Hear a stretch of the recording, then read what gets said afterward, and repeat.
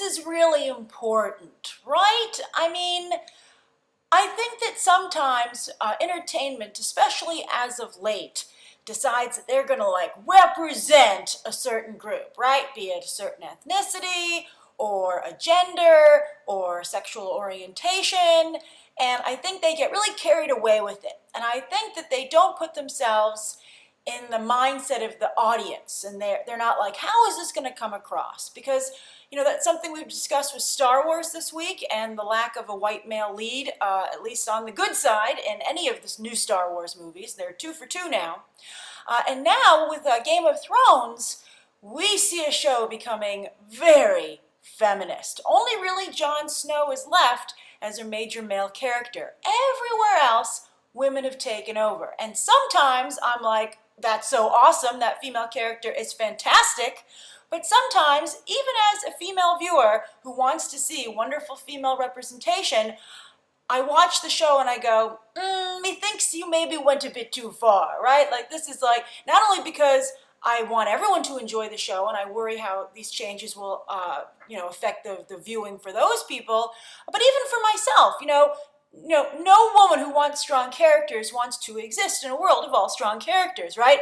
Maybe they'll show up at, like, they'll have a new leadership conference and they'll be like, why is it all women? Like, Dany's like, I'm going to get married. And it's like, well, the surprise is on you, Dany. Maybe you should consider the way Yara was looking at you at your last meeting, because you don't seem to have any male options. Even it was revealed that Jon Snow is related to her. But we're going to get into the top 8 moments of the episode, the season finale, which I think was surprisingly well crafted for Game of Thrones. We're going to talk about that opening, which I think is one of the best things that the show ever did. And surprisingly, it's not particularly showy, so to speak. But the other thing I wanted to point out, also I made a note that, it's really interesting to see a show that started out being criticized for too much gratuitous nudity for women turn into such a strong feminist show, right? Like, I don't know if it's a response to that or what, but it's certainly interesting from, let's say, an academic perspective, for those of you who want to write Game of Thrones papers. I'd also like to say that one of my favorite things about the episode is that it did a really good job with suspense and revealing its twists only at the last moment, like with the Hellfire underneath the Dragonfire, Tommen's suicide. With both those things, just a split second before they happened, I was like, oh my God, I know what's going to happen. Is it really going to happen? And then it did. And I think that was very, very well done. So kudos to D.B. Weiss and David Benioff, who are not only the show creators, but wrote this episode, and of course, the director. Although Game of Thrones directors don't fare as well as Game of Thrones actors, so far at least. All right, so one got kicked off of Wonder Woman, and one directed Thor: The Dark World. All right, so anyway, let's move on to the top 8 moments of the show.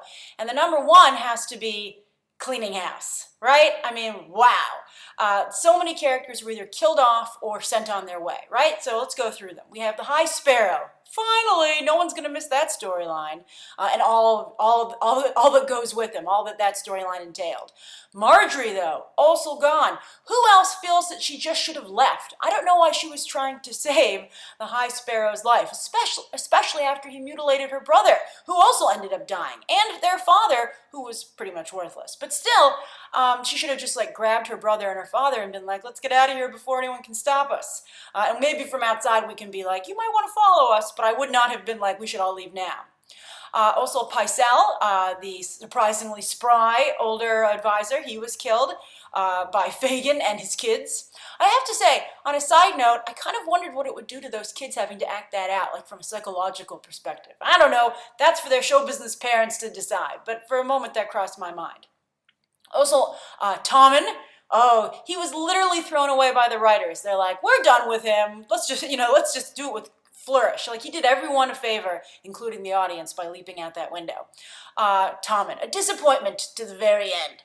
Melisandre, I thought that was interesting. It was like a test of how hot she was, right? Like, are you hot enough for Jon Snow to forgive you burning a child alive? But I actually thought that Jon Snow's punishment for her was very, very fair. And the sign of, finally from him, a sign of a good leader. Then also Daario, he got friend-zoned, like hardcore. I knew Dany didn't care about him. Like, she revealed it as like some big surprise. If I were her friend, I would be like, Yeah, I know you don't like him that much. I mean, that's basically what she did. He's the new Sir Friend Zone, and his parting prize was control of Marine. That's what it was. I mean, if she really genuinely liked him, she would have found a way to take him. I mean, look what Cersei does for Jaime. Come on.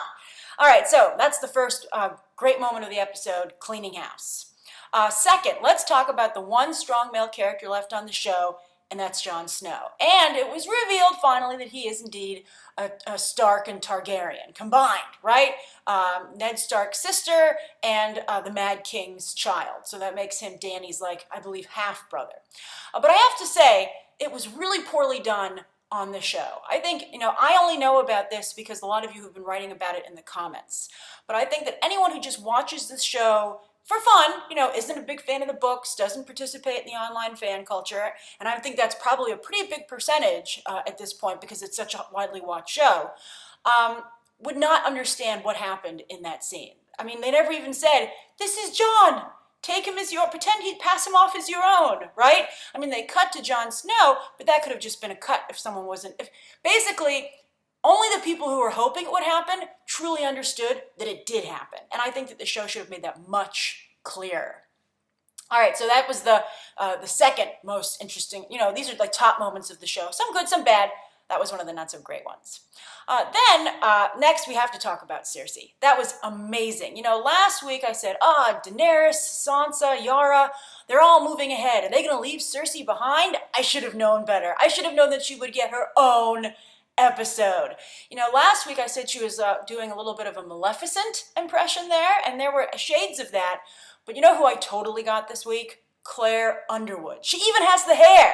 I was like, oh, that's not the Tommen, that's the Claire. So she totally took over. I loved the way she looked. We'll talk about the opening. The opening gets its own segment, but she played that beautifully. That's the Cersei that we all fell in love with. And for once, she was playing for herself. She wasn't like, oh, I'm going to move my brother forward or my husband forward or my child forward. She moved herself forward. She finally made herself a piece in the Game of Thrones. And I have to say, though, she should fire whoever designed that crown. I thought that Margaery's crown was bad. That crown was hideous. It's incredibly unflattering, and it doesn't really invoke a feeling of, power, right? You don't look at that person and go, whoa, you're clearly in charge. It looks to me actually like a queen's crown, or not the queen in charge. I'm talking like, oh, you're the queen. Can you take me to the king, the one who actually rules? I mean, I just did not like it at all. But she finally got to sit on the Iron Throne herself. She looked fabulous except for the crown. And I think she's going to be a very formidable foe for Jon Snow and Daenerys, who are both, hoping to march on Westeros and take over. I don't know if Jon Snow is actually more upset about, wanting to fight the White Walkers, right, and just control the North. But we'll see. We'll see if he is called upon to lead at an even higher level. And I don't even think he's that good a leader. I still don't, I'm afraid. But also, it's also interesting to note that Tyrion, as the hand of the king for Dany, is going to end up fighting his brother and sister as they sail towards Westeros. But anyway, Cersei was fantastic this episode. So let's talk about the opening sequence, which she orchestrated. It was amazing. As it began, when it was showing everyone get dressed, I was like, this is a surprisingly sophisticated and subtle sequence for Game of Thrones. This is like something I would see on the BBC, not HBO, right? One of those little art house films, right? But I think that the two things that made this really work, besides the writing and the directing, were the music, because they were able to escalate the tension and the excitement also through the music. Like, it started out as like, really nice like chamber music to be played as kings and queens, and zealot religious leaders have discussions, and then it just heightened as things like, well, actually I was going to say went out of control, but came under Cersei's control. So that was great. And I also thought the costume design was really spectacular, and they changed the way the women on the show look as well. The women have always had very soft, somewhat revealing clothes on this show, really trying to make themselves look like, sexy, right? Because that was their power. But here, their clothing was turned into armor. Of course, definitely with Cersei, but even Margaery had kind of like an armor kind of look to her silver and gray gown. And I think you'll notice that with all the women. All of the women are no longer, trying to be tempting and soft and feminine and beguile the men in their lives, they are ruling and trying to, and therefore project a feeling of power. Only Dany is showing some skin, because she always likes to show skin. And also, again, she thinks one of her game plans is going to be to get married, but that might indeed change. She certainly wasn't showing a lot of skin when she fought the slavers for Marine last episode. So she has a good wardrobe. But I love that, and I loved, also, I thought it was interesting how many people underestimated kids. I knew that kid was leading him down, in the tunnels, that head zealot soldier. I knew that was a trap, and I'm like, how stupid are you, buddy? And the answer was pretty stupid. But I love the candle as a fuse. I was like, that is old school awesome. And it was just so cool the way that it blew up, and it really, delivered. It delivered the payload, both for Cersei and for the audience. And that, for instance, like that when the bell flung out into the city and like crushed someone, I mean, that was awesome, right? So I thought that was great. It was just and also the editor really deserves a shout out as well. It was just a masterfully crafted sequence, top to bottom, in many different ways. It wasn't just shock and awe, as Game of Thrones usually does. Next up, we have to talk about Arya Stark killing Frey, right? I honestly forgot, and it didn't occur to me she could keep the many-face ability. So I thought that was someone else. I was like, who does that woman work for? And it was Arya Stark. That was one of the coolest, like, badass moments. Like, Arya, like, came back with a vengeance. I was like, wow, Arya, way to make up for lost story time, right? Although I have to say, feeding the children to the parent you're about to kill, the Penguin already did it on Gotham, I'm afraid. So Game of Thrones, you were beaten to the punch. But anyway, it was disgusting in both cases. All right, so next up, let's see here. 1, 2, 3, 4. That was 5. All right, number 6. I had a little bit of a problem with the way things, shook out in the north, right? I thought it was a little bit boring.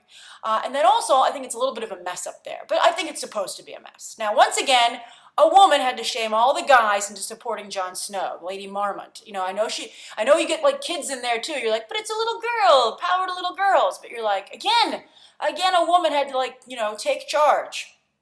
But interestingly enough, she didn't throw her support to Sansa, she threw it to Jon. Because, that's the age they live in. If there's a single guy standing who could take over, that's who you throw your support to. So, look what Cersei had to do to get on the throne, right? And I thought it was funny, by the way, that she, felt kind of bad about Tommen dying, but she was still upset about it and bitter at what he did, and that's why she decided to bury him the way that she did. All right, so anyway, I don't know how she can explain that to Jaime. I think he would understand if he's okay with incest. But anyway, in the north, so besides even Lady Marmont, being the one to throw the support and get everyone in line, I think that Sansa and Jon, they were too polite at the beginning of this episode for them, and being like, do you want to lead? No, maybe you should lead. Maybe we should both lead. It's like you need one leader, right? That's how things get done. DC movies, right, with your 2 leaders. You can't do it. You need one decisive, voice who says, okay, I've listened to everyone's advice, and this is what we're doing, right? You can't have people trying to play the 2 leaders off of each other.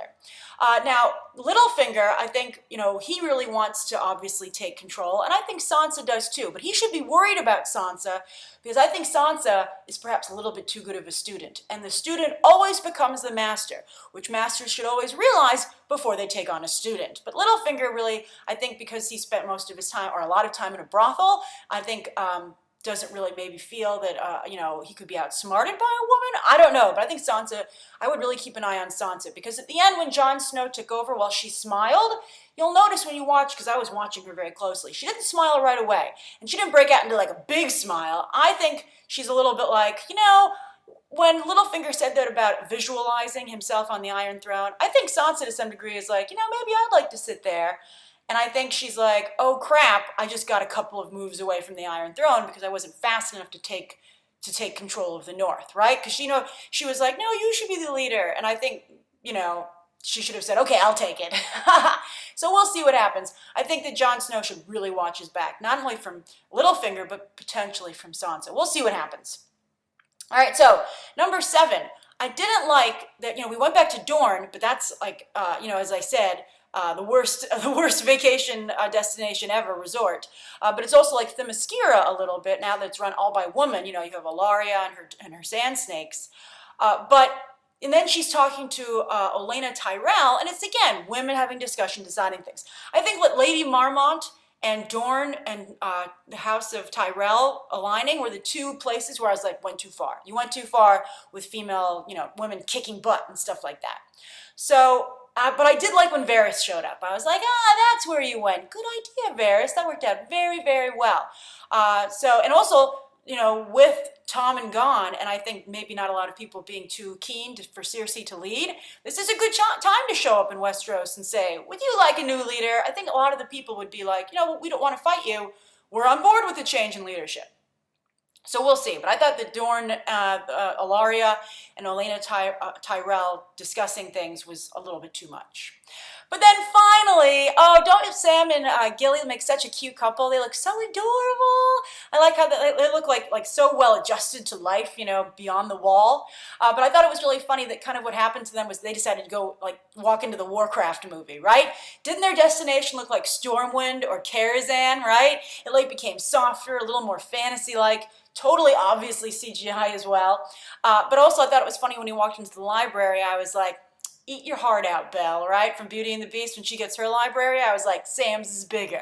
But that was really adorable. I don't know where that storyline can go. It seems kind of a happy ending to me, except for the fact that Gilly and their Sam Jr. can't go into the Citadel or into the library, but hopefully they'll find a place for them to live and he can just work there. So I thought this was a great season finale. I think that it started out particularly strong. It lost a little momentum towards the end. But I think obviously they're trying to set up the next season, and they did clear out a lot of the riffraff to really boil things down for the final. Finally, we're going to see Dany sail on Westeros. So and also fly in with her dragons. But I'm curious, what did you think of the season finale? What do you think of women taking over the show? Are you like, yeah, it's their turn, or are you like, a little too much?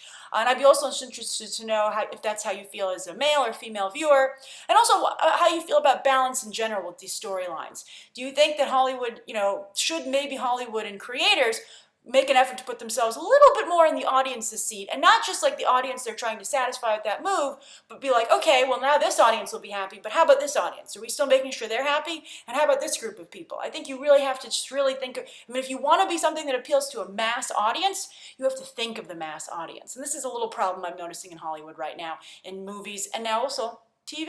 All right, or TV that seems like a movie. All right, thanks so much for watching this season with me. We'll definitely be covering season 7, and you can check out some other episodes right now.